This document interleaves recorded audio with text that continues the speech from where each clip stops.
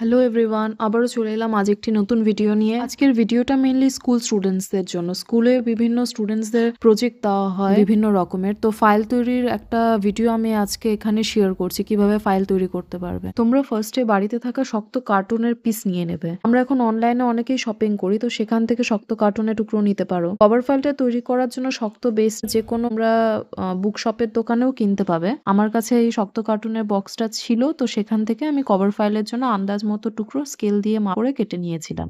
তো তোমরা ছোটরা এটা কাটার সময় যখন মাপ দিয়ে কাটবে বড়দের হেল্প নেবে। আমি যেমন ব্লেড ইউজ করেছি দেখলে তোমরা ভিডিওতে, সেটা কখনোই করো না, বরং তোমরা কাঁচি দিয়ে সেটা কেটো। তারপর আমি এখানে হোয়াইট আর্ট পেপার নিয়ে নিয়েছিলাম। আর্ট পেপারে ফাইলের বেসটাকে বসিয়ে পেন্সিল দিয়ে মার্ক করে মার্ক বরাবর স্কেল দিয়ে দাগ টেনে নিয়ে কাঁচি দিয়ে আর্ট পেপারটা কাট করে নেবে। ভিডিওতে যেমন দেখছো সেই মতো বেসটা কাট করা আর্ট পেপারের উপর রেখে হাফের থেকে কিছুটা বেশি মাপ নিয়ে আর্ট পেপারে মার্ক করে স্কেল দিয়ে লাইন টেনে নেবে। স্কেলে লাইন টানার পর তার থেকে কিছুটা চওড়া করে আরেকটা লাইন টেনে নেবে এবং সেই লাইন বরাবর কেটে নেবে। দুটা লাইন টানবে, একটা হাফের থেকে বেশি মাপ দিয়ে মার্ক করে সেটা লাইন টেনে নেবে, তার থেকে কিছুটা বেশি মাপ নিয়ে কেটে নেবে। কভার ফাইলের একটা পার্ট কাট হলো। এখন দেখো বেসে সেটাকে বসিয়ে দেখে নেব ঠিক হলো কিনা। ফার্স্টের লাইন থেকে কিছুটা দূরে লাইন নিয়ে সেটাতে যে কাট করেছি সেটা পেছনে ফোল্ড করার জন্য। এখন সেকেন্ড পার্ট কাট করার পালা। তো সেটাও আর্ট পেপারের ওপরে বেসটাকে বসিয়ে নিয়ে সেখানে বেসের হাফ মাপটা নিয়ে আর্ট পেপার মার্ক করে সেটা স্কেল দিয়ে লাইন টেনে নিয়ে আমরা সেকেন্ড পার্টটাও কাট করে নেব। এটাতেও একইভাবে দুটো লাইন টেনে সেকেন্ড লাইনটাকেই আমরা কাট করব, কারণ আমরা পেছনে সেটা যাতে ফোল্ড করতে পারি। দেখো আমাদের ফাইলের দুটো লম্বালম্বি পার্ট রেডি হয়ে গেল।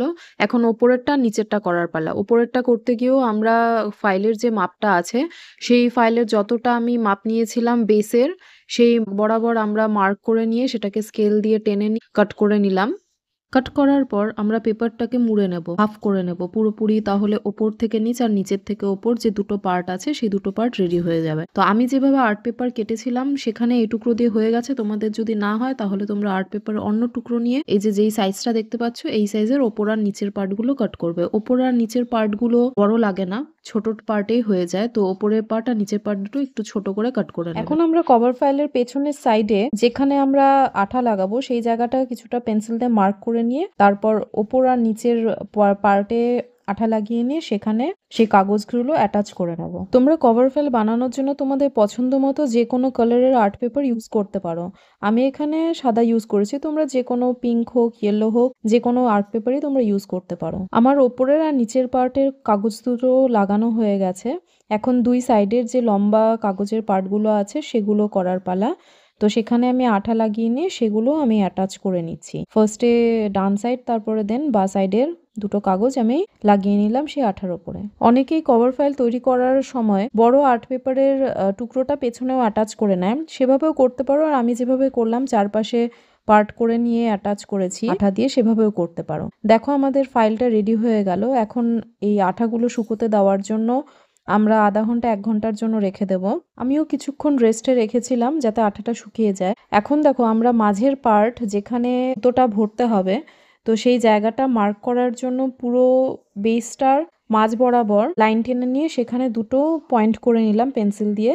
তারপর যে কোনো চোখা জিনিস দিয়ে সেটা ফুটো করে নেবে। এটা করতেও তোমরা বড়দের হেল্প নেবে, নিজেরা কেউ করবে না, কারণ হাতে কোনোভাবে লেগে যেতে পারে, তাই বড় কাউকে হেল্প নিয়ে নেবে সঙ্গে। দেখো ফাইলের ফুটো দুটো হয়ে গেল। এই দুটো ফুটোর মধ্যে আমাদের সুতোটা ভরে নিতে হবে। আচ্ছা, এই যে সুতোগুলো দেখতে পাচ্ছ এই সুতোগুলো আমাদের এই বইয়ের দোকানে তোমরা বেসটা কিনবে সেখান থেকেও সেই সুতোটা পারো কিনতে, একসঙ্গে ওটা পাওয়া যায়। আর না হলে বাড়িতেও এই টাইপের সুতো আমাদের বাড়িতে কারো না কারোর থাকেই, তো সেখান থেকেও সেটা ইউজ করলেও হবে। আমাদের ফাইল তৈরির 80% কাজ প্রায় শেষ। এখন এখানে পুরো বেসটা রেডি হয়ে গেল।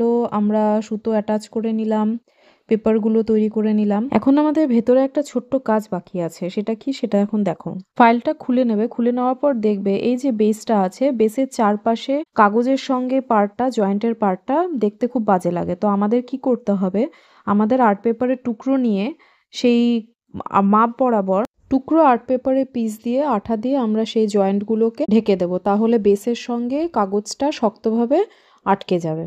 ফাইলের চারদিকে এটা করে নেবে, লম্বা দিকটাতে আর পাতালা দিকটাতে চারপাশে এরকম কাগজের টুকরো তোমরা অ্যাটাচ করে নেবে, তাহলে ফাইলটা একটু শক্তপোক্ত রেডি হবে। আমাদের ফাইলের ভেতরে কাজ শেষ, এখন ওপরে কারিগরি করার পালা। তো আমরা যে আর্ট পেপারগুলো কেটেছিলাম সেগুলো তো স্কোয়ার মাপেই ছিল, তো সেটাকে সুন্দর করার জন্য আমরা প্রত্যেকটা আর্ট পেপারের ধারগুলো রাউন্ড শেপ করে পেন্সিল দিয়ে মার্ক করে সেই দেখো ভিডিওতে দেখানো মতো এই কেচি দিয়ে আমরা রাউন্ড শেপগুলোকে কাট করে নেব। 4টা পার্টের দুধারেই এই কাটগুলো করে নেবে তোমরা পেন্সিল দিয়ে করে। তাহলে ফাইলটা দেখতে সুন্দর হবে আর তোমরা বাড়িতেই স্কুল প্রজেক্টের জন্য এরকম বাজারে কেনা ফাইলের মতোই ফাইল বাড়িতে তৈরি করে নিতে পারবে। এখন ফাইলে তোমাদের স্কুল প্রজেক্টের জন্য যদি হয় তাহলে ওপরে স্কুলের লোগো, নেম, নিচে তোমাদের নাম, ক্লাস, রোল, সেকশন সবকিছু লিখে তোমরা ফাইলটা রেডি করবে। ভিডিওটা কেমন লাগলো অবশ্যই কমেন্ট সেকশনে জানাবে আর ভালো লাগলে একটা লাইক, কমেন্ট, সাবস্ক্রাইব আর শেয়ার করে দেবে। অন্য ভিডিওটা দেখার জন্য ধন্যবাদ। Thanks for